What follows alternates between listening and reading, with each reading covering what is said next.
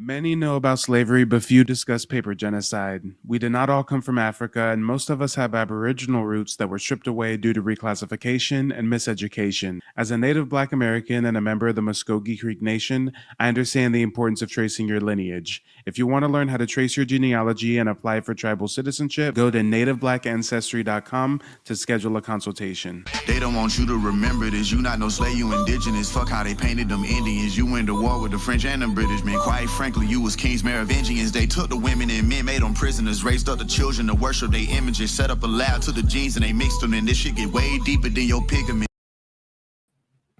All right, ladies and gentlemen, boys and girls, let me get some fists and feathers in the chat if you can hear me loud, crisp, and clear, and we'll go ahead and get this party started.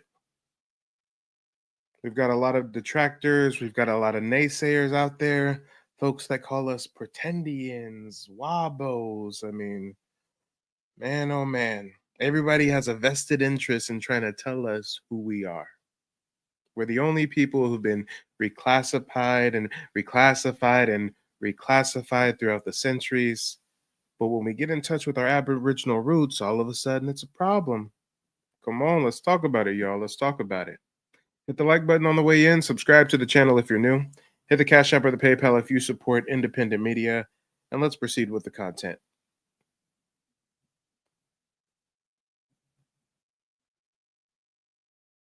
Black History Month you find ridiculous.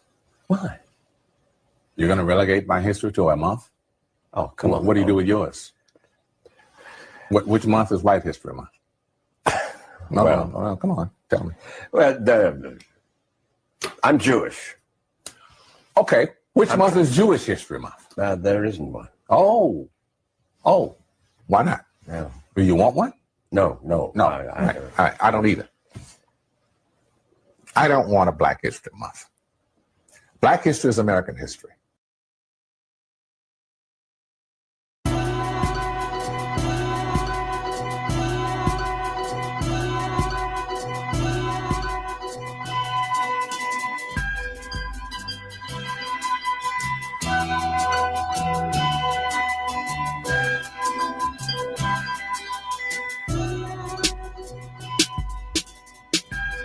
Now that we know we've always been here, what do we do now? How do we get the world to believe us? Does it even matter if anyone else does? How could we accept living in a world where our children are taught lies?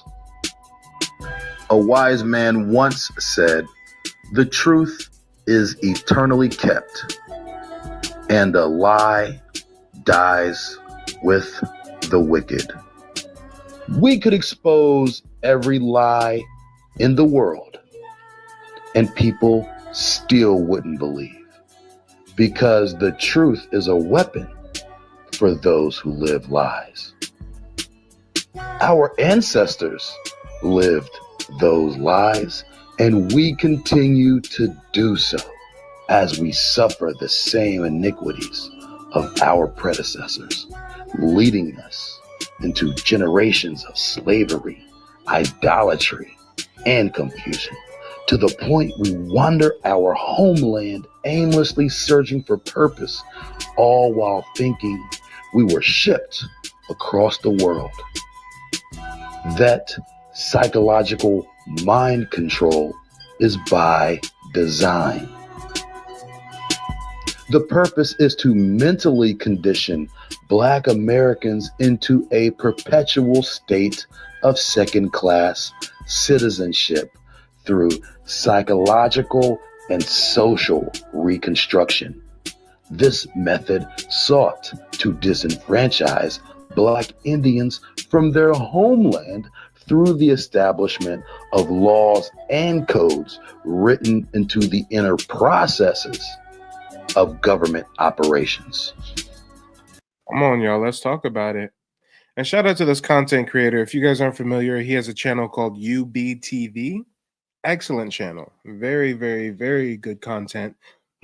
And I was talking to someone recently, and And it just really dawned upon me that, at a certain point in time, reclassifying wasn't enough, miseducating us wasn't enough, enslaving us, making us prisoners of war wasn't enough. They also made it illegal for us to be able to read and to write. Just imagine, guys, they had us as slaves. They thought they won. They never saw, they never thought that there would ever come a day, that there would ever come a time where niggas could read. They could never even fathom niggas open up books and reading. So you know what they really didn't expect? They didn't expect us not only to teach ourselves how to read, have an excellent literacy rate, but to also in later years get access to a world wide web that has nothing but incriminating receipts on all of their fuckery, all of their racist genocide, paper genocide, ethno genocide, all of the shit. There's a paper trail. They kept record, they kept track, because why not? We got these niggas not even able to read. It's illegal for them to even read and write. They'll never get access to this information, or so they thought. These new laws manifested themselves in a way that would systematically engineer the social classification of Indians unto this day. The concept of land ownership was something new to these people. Through disease, the sword, and the gun, these rules were imposed. The term Negro became synonymous with Black and African, neither of which is true, but both necessary for the total destruction of a people's history.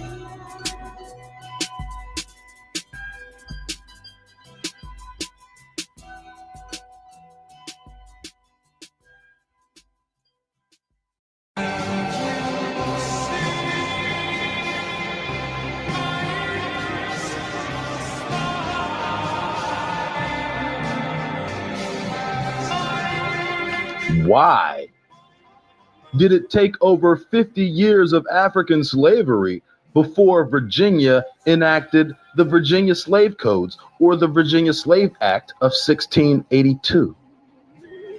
Why was it important to categorize Black Indians and African slaves into one single category when there had been no such previous classification? Then why was it lawful for any Negro caught without the proper paperwork to be kidnapped into slavery? Slavery in the Americas was harsh, brutal, and most importantly, lasted a lifetime. And now, under new slave laws, a crew of Europeans armed with rabid dogs and guns can legally kill and rape themselves into a fortune. Just ask any conquistador.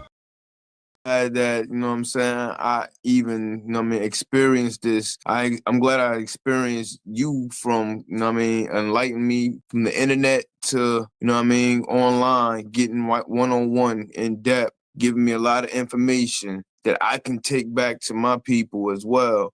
And hopefully we could both get the everything meshing with everything with the lineage and everything with the genealogy. This is no scam. This is all real. This is a real homeboy that put it down.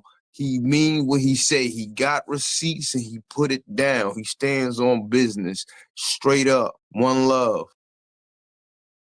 Slavery was a necessary tool for Europeans to establish themselves in the new old world, without which they would not have surely survived. Completely unprepared for the wilderness, the same heathens responsible for the murder of millions were at one time themselves on the brink of death and desperate for survival. It was the natives who consistently bailed out these conquistadors whenever they were in trouble.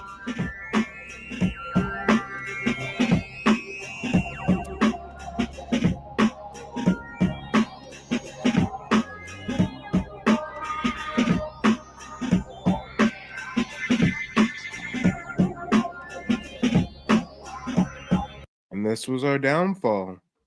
This was a big part of our downfall. We was just too damn nice to these motherfuckers. We was just too damn nice. Look at what Columbus said. He said the Indians are so naive and so free with their possessions that no one who has not witnessed them would believe it. When you ask for something they have, they never say no. To the contrary, they offer to share with anyone. They would make fine servants. With 50 men, we could subjugate them all and make them do whatever we want. That's what old conquistador boy wrote in his diary. Come on, our ancestors was too nice. We've learned our lesson. We're moving forward now. It's a new day.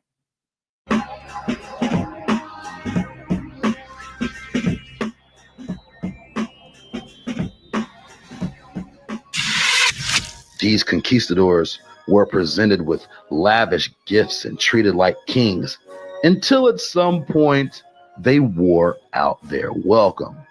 And then, depending on their situation or desperation, they would move on to the next destination or pull a surprise murder hijack at a night festival and pack the boat full of Indians for a rape cruise back across the treacherous Atlantic, where the unlucky survivors were sold into slavery. Come on, y'all. Truth is stranger than fiction. Much, much stranger than fiction. Them Spanish conquistadors been coming here, having contact with us since the late 1400s, by my account. The Pope, the Vatican, the Church, they signed off on this before the first ship even set sail over here. They decreed that any non-Christians, aka any indigenous people over here in the Americas, are savages, and they can do whatever they want to them. And then here comes Cristobal Colon. His angelicized name is Christopher Columbus, but he's a Spaniard, remember? His God-giving name was Cristobal Colon. And he goes on a voyage to explore the new old world, and he has to take some North African Moorish folks with him because they speak Hebrew, and he needs translators that speak Hebrew because the indigenous people of the Americas spoke Hebrew. Oh wait. But that's a topic for another time. Just press.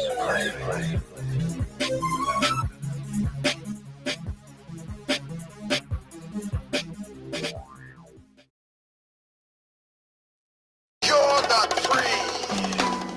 You're not free. You're not free. You're not free. You're not free. You're not free. You're not free. You're not free. In 1452, Pope Nicholas V issued a papal bull. It authorized Alfonso of Portugal to conquer all Saracens, pagans, and non-Christians and deliver them into perpetual servitude. In 1469, Queen Isabella of Castile and King Ferdinand of House Aragon got married. This is the most important wedding in Spanish history, and possibly world history. It is generally mentioned that this marriage initiates the unification of Spain.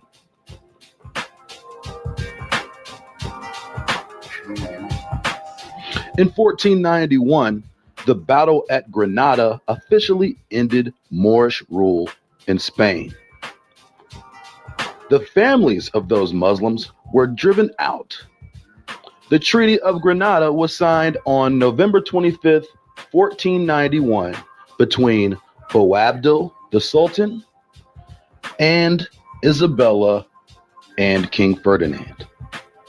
And see, this is why it's very important to not just be a student of American history, but world history, because what goes on the other side of the world impacts us because it's what led to all these goddamn immigrants coming over here to our ancestral homeland. If these two never got married, Spain would not be unified. Spain unifies with Portugal after they get married. Portugal was the ones that had the harbors and were the seafarers and were the expert maritime navigators. The rest of Spain, they were more inland. They weren't along the coast or anything at the time that Spain was separate from Portugal. But now these two get married, they become one entity, just Spain. And now, with the Spanish crown's resources and the Portuguese understanding of how to navigate the ocean, now folks like Cristobal Colon can start trying to go to the New World.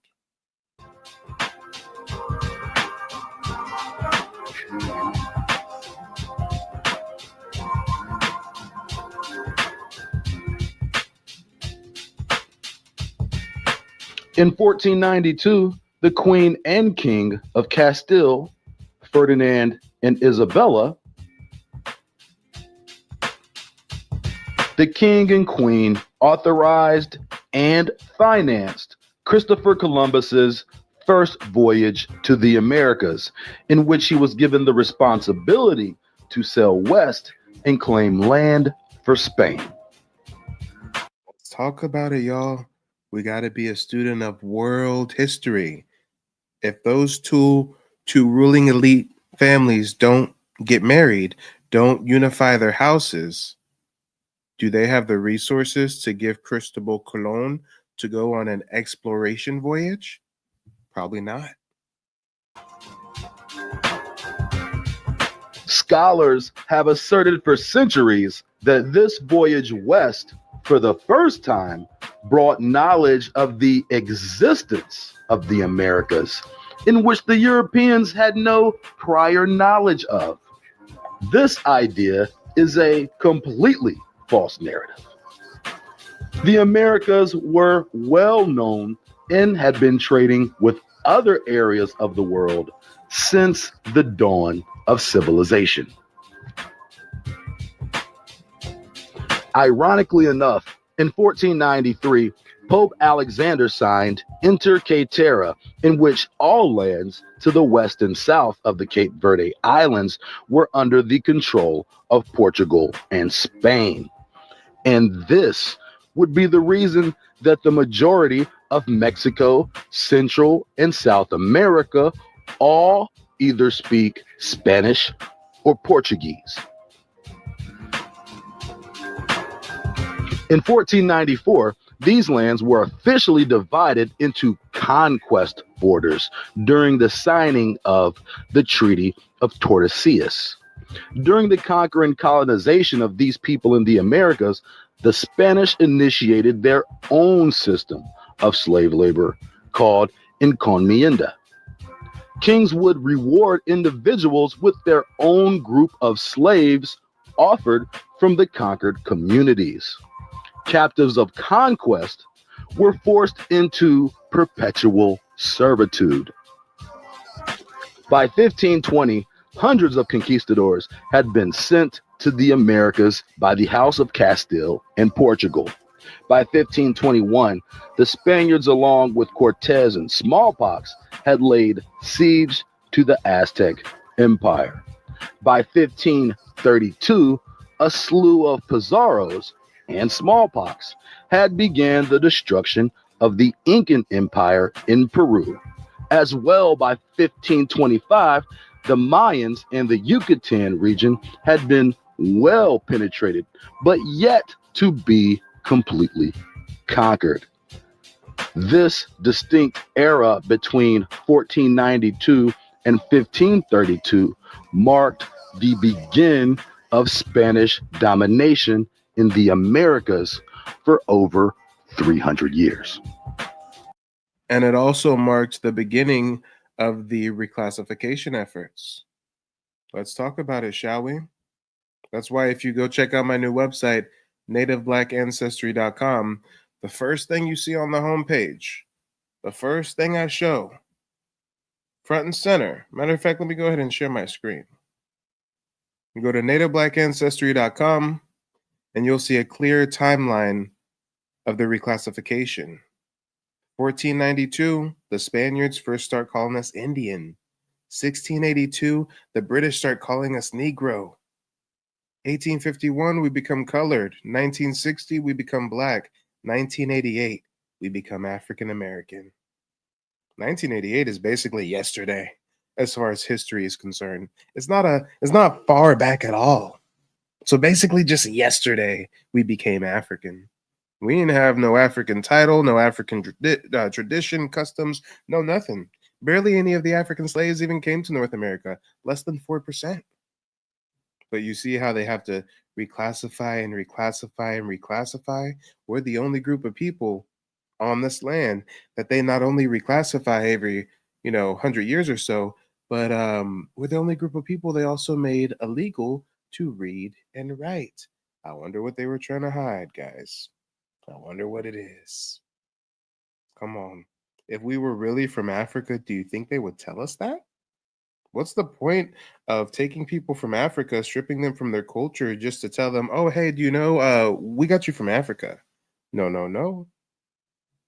But if we know that the European commits genocide and lies and steals and kills and breaks treaties, then why would we think it's beyond him to lie about our ancestral origins? Y'all think he'll kill your ancestors, he'll lynch us, he'll burn us alive, feed our babies to crocodiles, but he won't lie about our origins?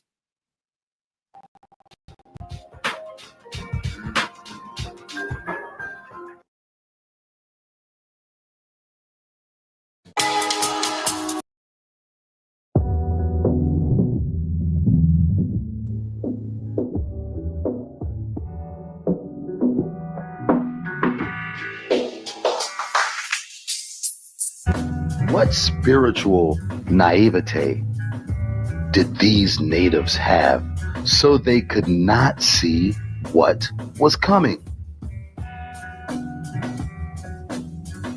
These people possessed a spirit of kindness and innocence never before experienced by Europeans.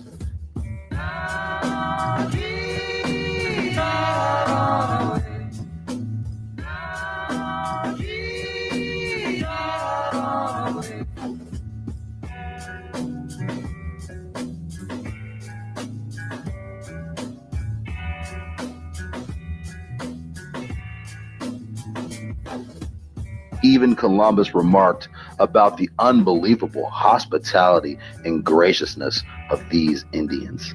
And although these people were nonviolent, they had fearsome warriors amongst their ranks extensively trained in the ways of wars.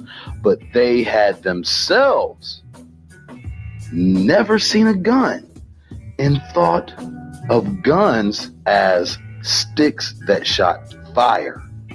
To the natives, guns were magic.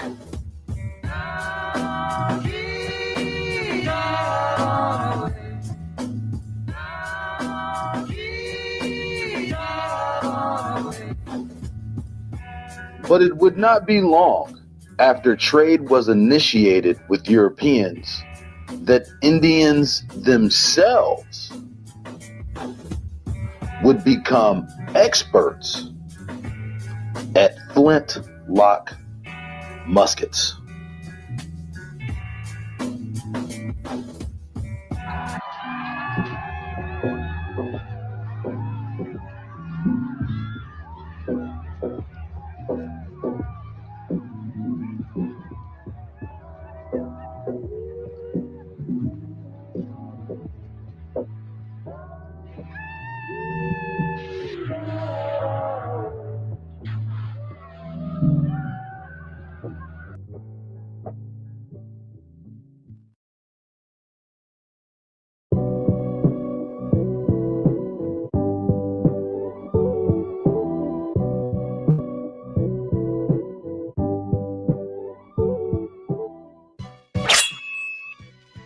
As I mentioned earlier, a common tactic of the conquistador was to ambush a village, usually at night during a ceremony, But even before getting to that point, they usually took a slave interpreter who could speak the native language. This itself puts a young person in the unenviable position of being a traitor to their own people.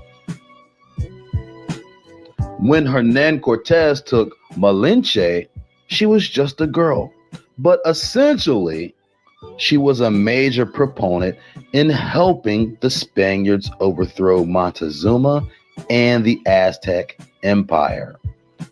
Come on, y'all. Let's talk about it. The superpower of the European is they're good liars and they kidnap women and children. Damn. I guess we'll always lose. If we're playing the game with morals and integrity, and they're willing to lie and steal and kill and kidnap women and children, then damn, how can we ever win? I guess. Come on, let's talk about it. It's not that they were so smart. It's not that they were so powerful. They had guns. We didn't. And they lied. And we didn't know nothing about lying. We didn't even know lying existed. If we said something, our word was bond. And they came over here giving gifts, acting like they was friendly. And then next thing you know, in the middle of the night, they kidnap our leader. They kidnap his woman. They kidnap the child. And here we go. A girl was able to provide the intelligence necessary for an entire kingdom to fall.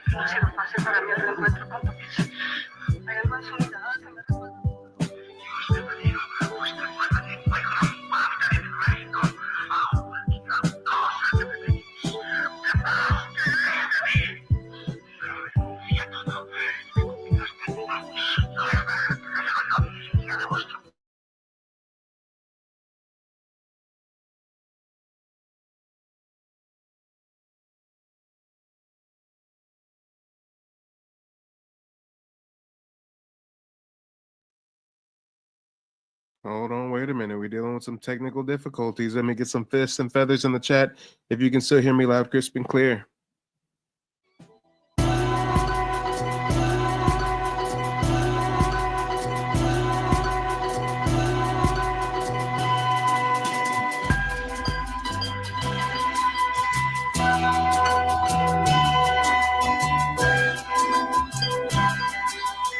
Malinche had a child with Cortez, and she is often referred to as the mother of the Mexican race.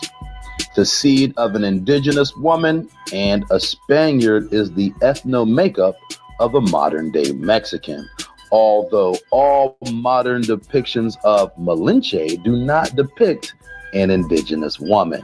In fact, she is depicted with Euro-Asian features as highlighted in several works of art. He's knowledgeable about his information, about the American Indians, and how we change our classification over time and the different types of mounds and different rules from the French, from the British. If you want viable information, you want to really find out who in your lineage and who are the people you come from, I suggest going with Mike TV. His prices are affordable. He's not like some of these other people out here. I urge, go with Mike TV.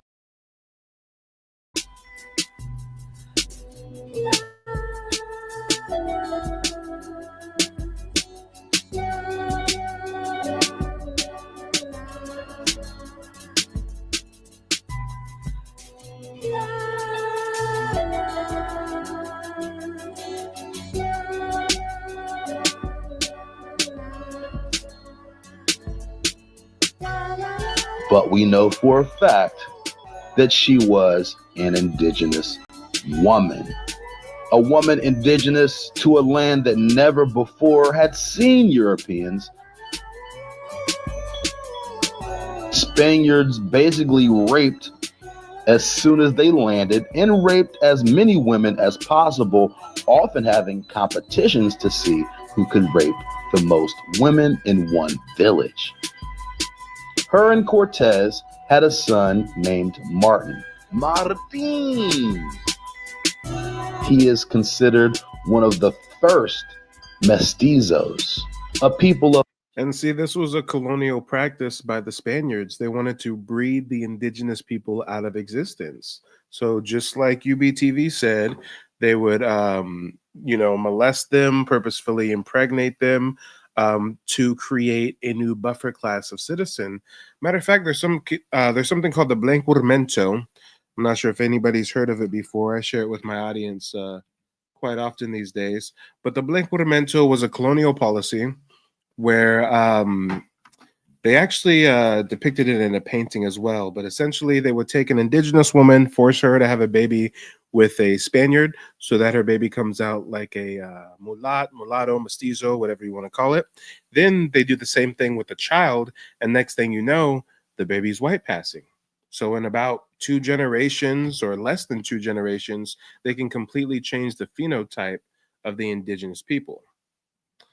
And if anybody wants to learn more about that colonial policy that the Spaniards enacted, you can go ahead and just search for it online. It's public knowledge. Called the blanqueamiento. I'm probably butchering the pronunciation.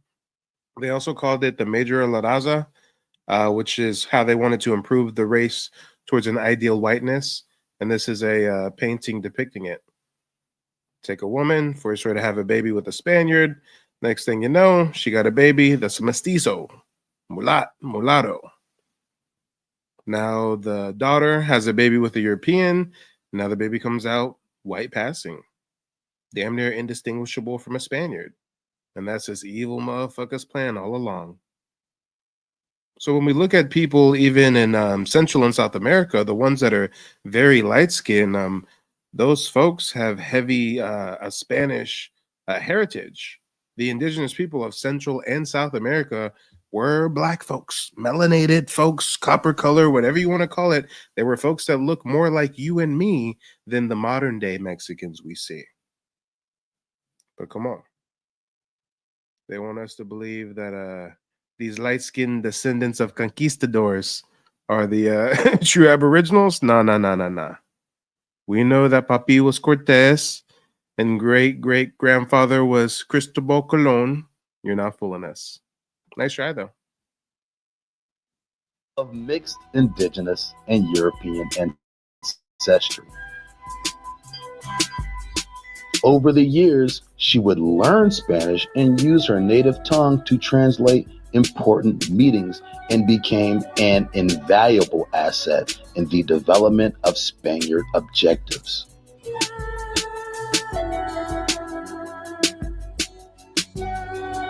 The pure scope of her importance to Cortez cannot be overstated. Without Malinche, Cortez could not have accomplished his purposes. Her diplomatic skills had become well accomplished and garnered a position of respect amongst some of the most powerful men in the land, including but not limited to great chiefs like Montezuma and soldiers in the Spanish army. Agrega Bernal que algunas calles estaban tapiadas, que las azoteas habían acumulado piedras y que había mujeres y niños. Parece que las gentes de Cholula nos preparan una emboscada. La anciana le ha dicho que moriríamos todos.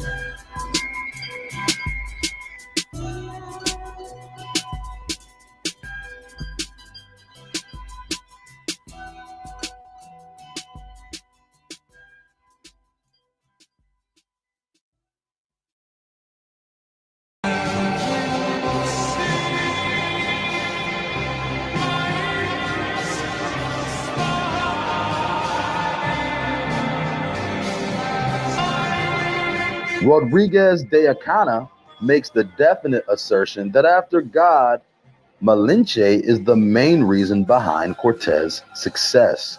It is recounted that one of her greatest skills was to convince Indian tribes to stand down against the Spaniards because they were no match for men on horseback with metal swords and guns.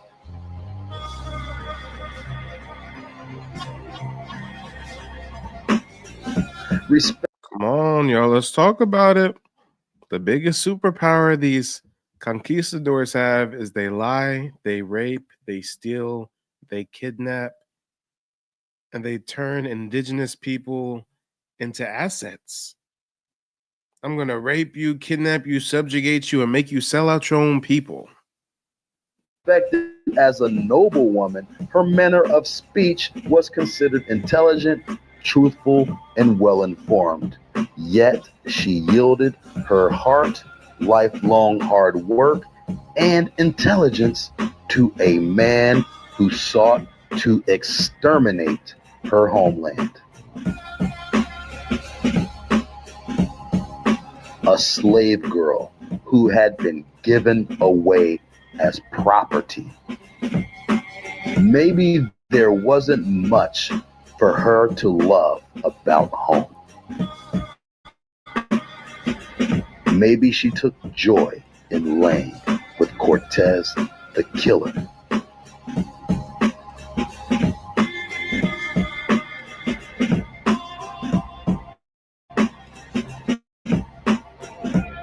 An indigenous woman remembered as a Spanish hero and quite possibly the greatest conquistador in Mexican history.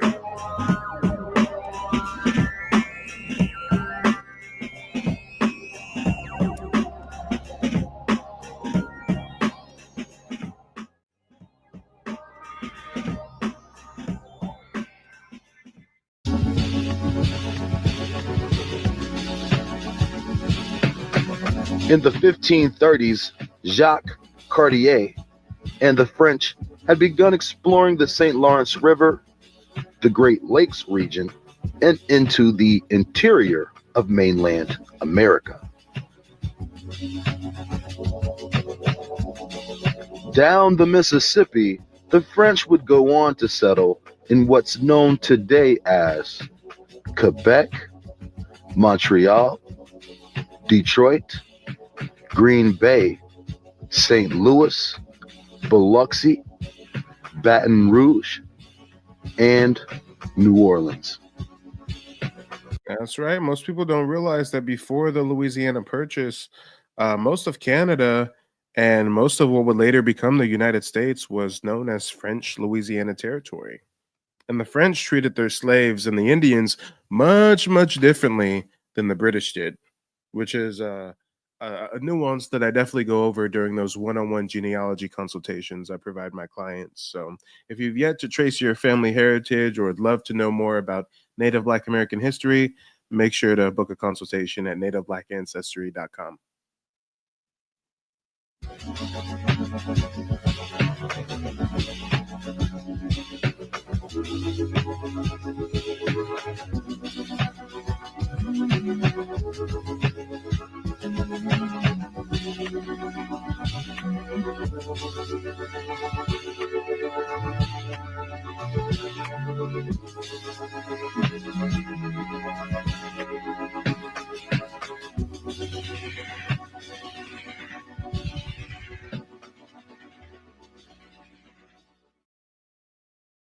But this is a very special day simply because I get to really, really be intimate with a lot of individuals that I haven't necessarily met face to face all of yet. But the fact that the support has been there, even without necessarily knowing each other, shows how special and what it means to be a native of this country and be a Native American. And for me, I had no idea. I had no idea about the history. I had no idea how inclusive this group is and what it means to be part of Standing Rock and be part of the United Sioux Nation. So I want to thank all you guys for hosting myself, my sister, my best friend, Brett Carroll, my grandparents, and the fact that I get to meet my family finally. I mean, you guys have no idea. This is finally meeting my mom's family, and now I'm with you guys forever. And I hope that you don't mind that, because I don't mind it either. So